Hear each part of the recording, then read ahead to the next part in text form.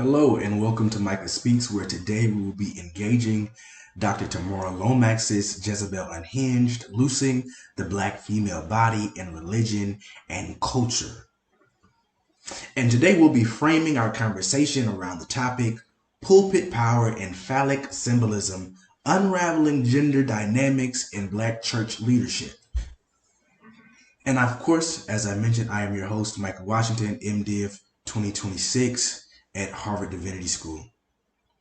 During the course of this class, I have enjoyed hearing from so many scholars, from Daniel Black to Kelly Brown Douglas to Monique Moultrie to Deisha Philyaw to, of course, Dr. Tamura Lomax. Since reading her article as a complementary text to Deisha Philyaw's The Secret Lives of Church Ladies, I have been intrigued and even hooked to delve more so into her work.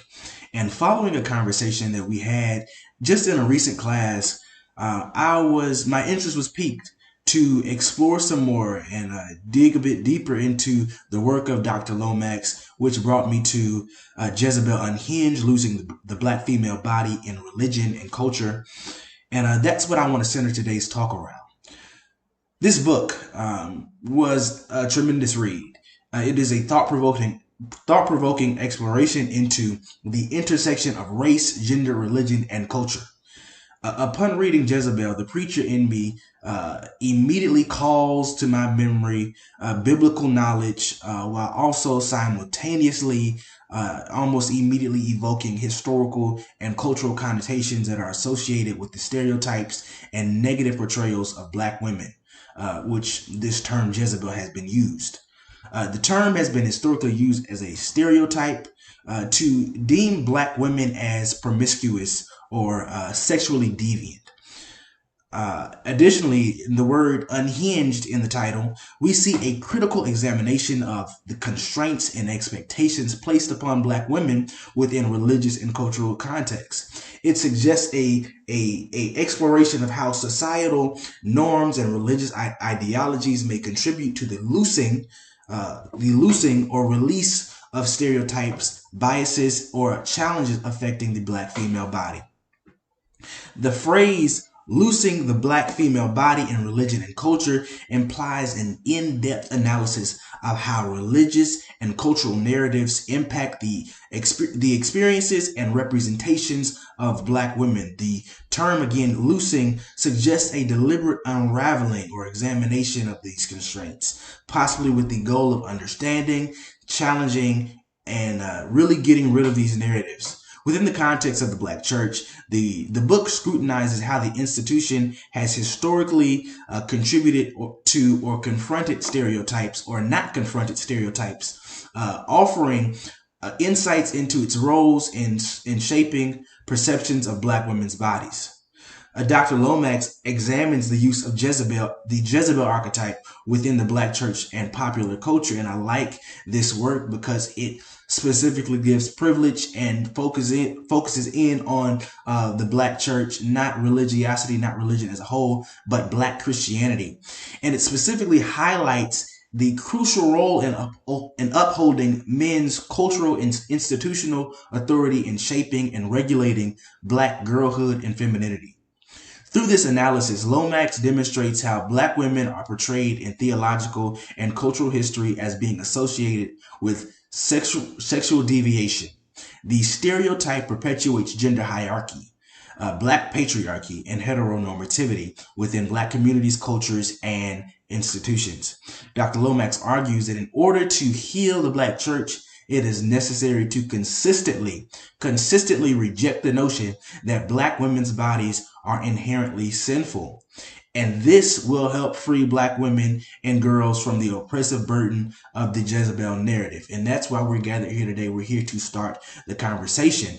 But with respect to Dr. Lomax's text, I want to park right here and really engage a few key themes that arise, and that's symbolic power structures, phallic symbolism, gendered hierarchies, impact on gender dynamics, and critical discourse. And I want to give privilege to exploring this thought and this theme of phallic symbolism.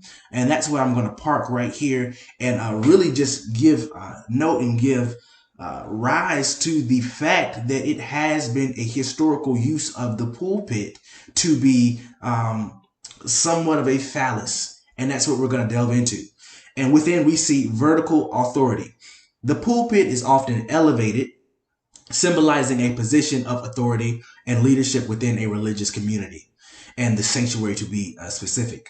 Similarly, the phallus is often associated with verticality, and erectness, representing a symbol of power and dominance. Dominance and control. Both the pulpit and the phallus are symbols that can convey notions of dominance and control. In the context of the pulpit, the speaker holds authority over the congregation, guiding and instructing them. And then in the context of the phallus, it has a historic symbolic meaning of being associated with male dominance and control. We see act of utterance. The act of speaking from the pulpit is a form of expression and authority. In a similar vein, the phallus is often associated with expression of masculinity, virility. The act of delivering a sermon from the pulpit and the symbolism of the phallus both involve a form of communication and assertion. Gendered symbolism. The next theme that we see. The pulpit, as a symbol of authority within many religious traditions, has often been associated with male leadership.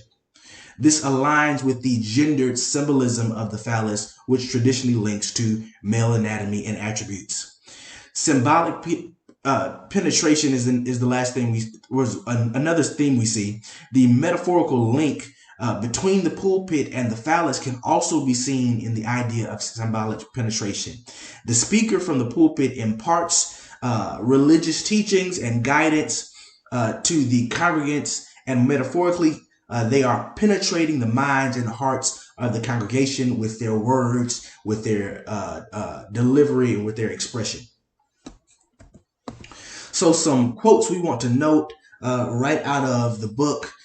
Dr. Lomax says in chapter 1, early ideas about natural hierarchy, female deviance, and phallic power were pivotal in naturalizing beliefs that women were not only imperfect and weak, but categorically needed men, the phallus, penis power, to adequately achieve womanhood, and not merely through sex or marriage with men, but through patriarchal control. And this first quote implies that early conceptions about natural hierarchy, feminine transgression, and phallic authority shape views of the pastorate as a gendered vocation.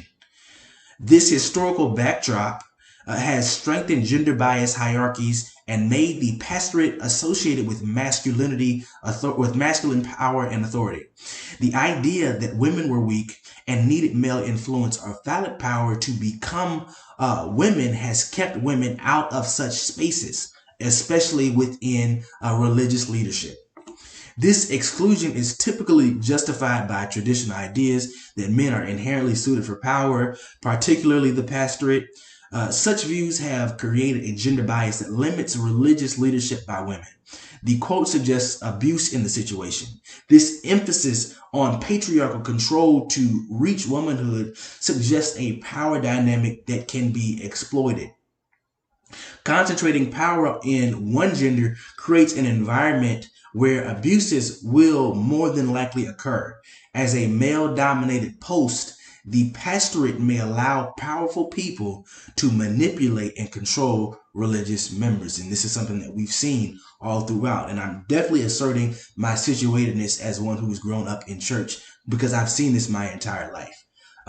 Quote 2, whatever the case, pornotropia presents an avenue for explicit accounts of the erotic from the sacred desk or the pulpit, enabling the preacher to assume a posture of innocence while conveying certain cultural codes, verbs, grammars, and mythologies that situate Black femaleness as good or bad. For example, Black female as virtuous, saint, or Black female as Jezebel or whore, hoe, as Dr. Lomax says in chapter 2.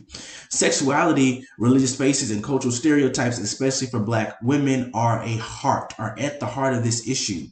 And pornotropia, as it is known, it is the offering of graphic narratives from the pulpit, which first raises a concern around the appropriateness of such discourse in a sacred setting, especially one that limits discussion to one person. So it's not a monologue, it's not a dialogue, but rather it is a monologue. And this strategy perpetuates dichotomous and problematic images of black women through cultural codes, as listed. And black women are portrayed as saints or they're portrayed as Jezebels, reflecting historical stereotypes. The binary portrayal simplifies and objectifies black women, limiting their complexity and originality, perpetuating damaging culture narratives, affects religious communities and social views towards black women. The remark also implies that the narratives are spread in a way that permits the preacher to appear innocent. Typically, a man, we're thinking in the context of the historical marked position of a man as the preacher. It puts the preacher at a point of innocence, which can hide their potentially detrimental effects.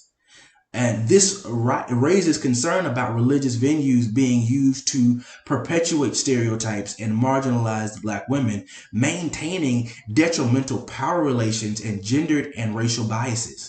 Critical analysis of religious narratives and advocacy for more inclusive, respectful, and empowered representation of black women are needed in order to address this issue. As a result of these thoughts, these quotes, that have sparked so many, we come to a few questions. The first question being, what happens when proclamation is projection? It's no secret at all that the black pulpit has long been a major site for promiscuity. Often the Jezebelian whole messages that are proclaimed from the pulpit need to be proclaimed to the pulpit also. Certainly, this is not the case for all preachers, but some of the largest platforms in the United States, and especially within black Christendom in particular, have repeatedly been the site of scandal and infidelity, while also being a space that condemns promiscuity by unfairly hypersexualizing women congregants. In the book Sexual Abuse of Power in the Black Church, which is a book that I used to aid me in this research, Sexual Misconduct in the African American Churches, the author, Reverend Dr. Donald H. Matthews, helps confront the perpetuation of pulpit abuse within black communities, within black churches rather. Matthews cited studies indicating that black women in churches are likely to face 3 times as much sexual assault as their white counterparts. Unfortunately, black churches have been unable to adequately address the issue for a number of reasons, including the cultural secrecy around the matter. This type of sexual abuse of authority is a profound betrayal that leaves an indelible mark of hurt and grief that may never completely heal. The church as a whole suffers when a pastor abuses their position of authority, in addition to the people who are closely and directly impacted by the pastor's misbehavior. The next question we come to is, when the preacher stands up to mount the sacred desk, to mount the pulpit, what is actually standing up? The phallus holds symbolic meaning in various cultural, religious, and psychological contexts. Its symbolism is often associated with masculinity, power, fertility, and in some cases, transcendence, as we have discussed. And I want to really zoom in on masculinity and virility. The phallus is a classic symbol of masculinity and male sexuality. We know that. Traditionally, its erect and protruding form is often used to represent male potency, virility, and power of creation.